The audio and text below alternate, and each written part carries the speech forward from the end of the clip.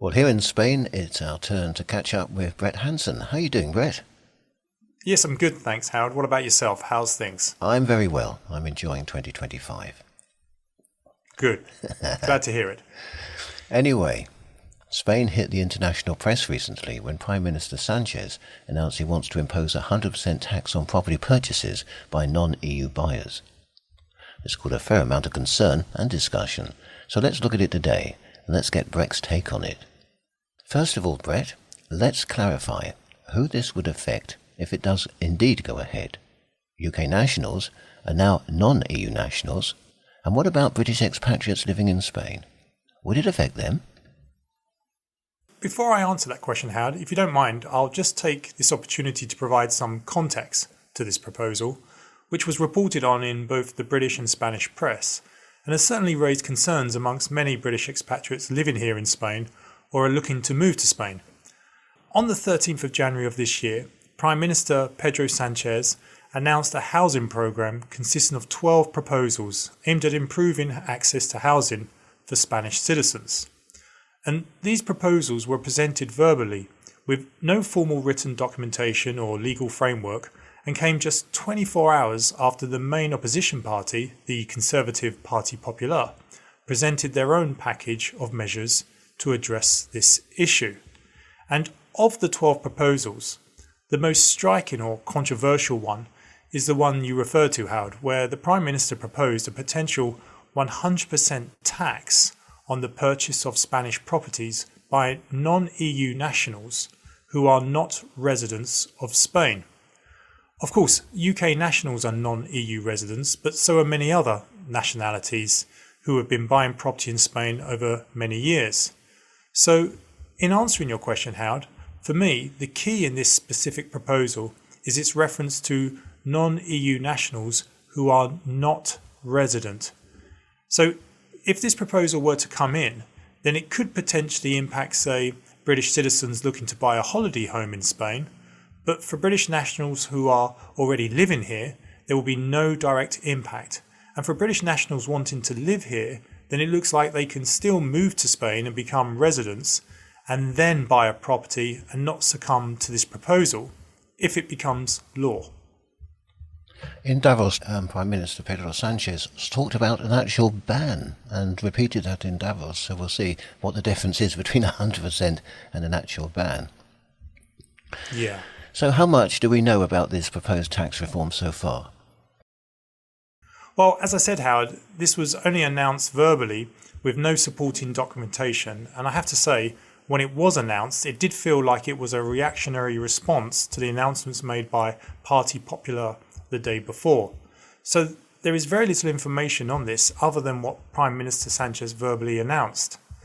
Since the announcement, though, there has been debate as to whether the Prime Minister simply got his sums mixed up and was in fact referring to a 100% increase in certain taxes to be paid when purchasing property and did not mean a 100% increase in the purchase price of the property. But until we see some documentation, nothing's clear. As you say, Howard, today seems to make things no more clearer than what was announced some days ago. For me, the key will be in the detail. And I think it's important to note that in Spain, a law cannot be introduced until it has gone through quite a vigorous process. It begins with a structured proposal or draft legislation, which must then pass through Parliament, where it is debated and voted on. And to this end, it's worth bearing in mind that the Spanish Congress governs with 350 deputies, and to achieve a majority of 175 votes, it relies on a number of other diverse parties to support legislation, as the Socialist Party only has 121 seats. So the consensus at the moment seems to be that such a proposal in its current form is unlikely to become law. But saying that, many thought the Socialist Party would not be able to pass the solidarity tax a few years back, and they did, though of course this could have quite more of an impact on people than the solidarity tax. What about the other 11 proposed measures? Will they affect British expatriates or UK nationals looking to buy investment property in Spain or a holiday home? The other proposals, Howard, revolved around creating a public housing agency and more regulation and possibly additional taxes around tourist rentals. Just touching on both, the Public Housing Agency would be tasked with focusing on building affordable social housing for rental by a variety of means, which included giving the agency priority in buying properties and land, ensuring that such housing would remain publicly owned and not sold off, and looking at ways to build properties quicker and cheaper, whilst incentivising landlords to rent out affordable housing. The proposals centred on tourist rentals included more regulation, such as classifying tourist properties as a business activity, thereby subjecting them to additional taxation such as VAT. Oh, and a crackdown on seasonal rental fraud, i.e. where rental income is not being declared for tax in Spain. Of course, these proposals around tourist property could impact UK nationals and any other nationalities, including the Spanish, who are looking to buy properties or already own property for short-term rentals. All in all, do you have any advice or words of wisdom to share with our listeners about all this? Well, there has been no doubt that largely due to a shortage of supply and a high demand, property prices in Spain have increased significantly over the last 14 or so years, and the growth in prices, particularly in some parts of Spain, over the last 4 or 5 years, have risen even faster. At the same time, Howard, a proportion of the purchases made over the last few years have been holiday homes. As Sanchez said in his announcement, in 2023, non-EU residents bought around 27,000 properties in Spain purely to let out. And Howard, the increase in property prices is a major issue across many Western countries, what with people or voters having to live at home well into their 30s because not only are they struggling to find property they can afford to buy, they're also struggling to even find affordable property to rent.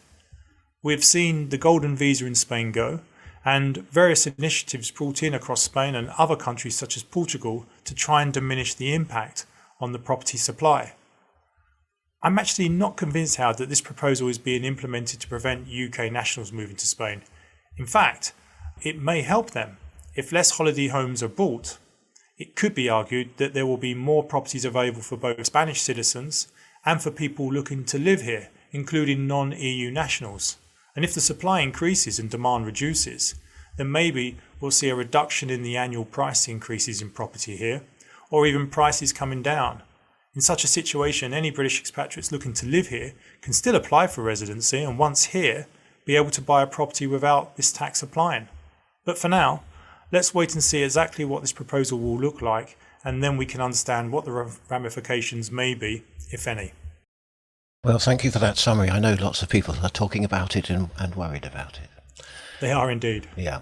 Next week, we're going to talk about if your investments are suitable for you. I should look forward to that very much. Thanks, Howard. I look forward to speaking to you next week. But of course, if anyone would like to contact us, then the best way to do that is via our website, blevinsfranks.com. Many thanks.